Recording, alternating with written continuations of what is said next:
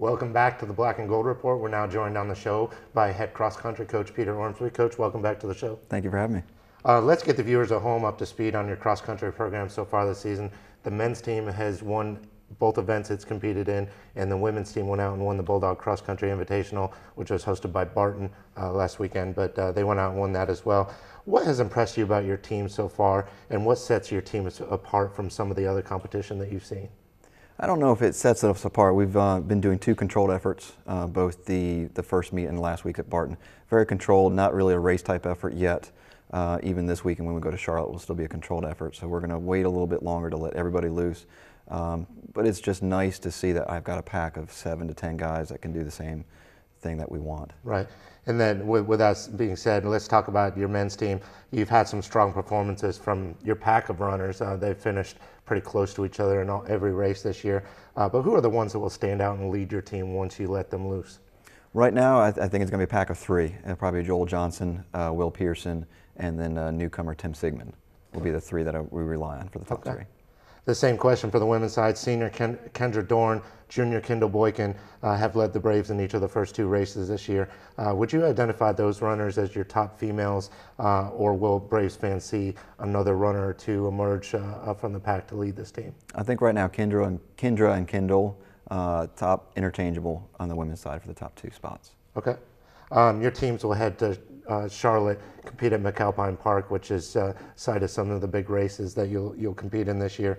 What do you know about this course, and have you adjusted your training accordingly for this course?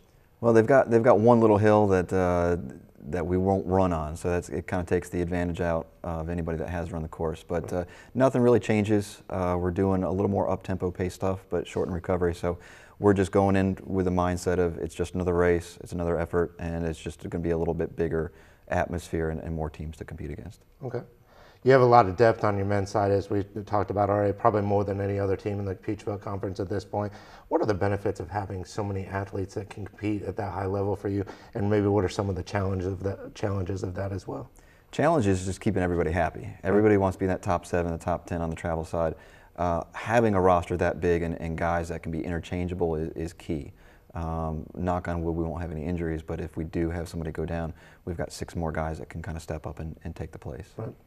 Now that you have your feet beneath you and have been able to see some of the teams in the Peach Belt Conference, who are the teams that will challenge the Braves in the conference meet, and who are some of the teams that will be vying for the top spot in the region as well?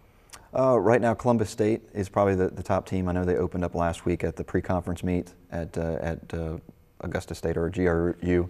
So those are the top 2 teams in the conference outside of us. And then regional-wise, we'll race against Mars Hill, Mount Olive, and then King. So there's a group of about 6 teams vying for 3 spots to get out at nationals, and then obviously probably 3 teams vying for the number 1 spot at conference. With you taking on the duties of the cross-country programs, and then you move into track and field in the spring, what are some of the things that you're looking for from the distance runners right now is that you can maybe translate to track and field once that season starts? Track is all about momentum. So the better the fall the cross-country team have raises the bar for the track team in the spring, especially going into a conference-type atmosphere. A good fall equates to a good spring, especially with everybody coming back healthy. Yeah. Thanks for joining us on the show today. That's all the time we have for this week's edition of the Black and Gold Report. Until next weekend, go Braves.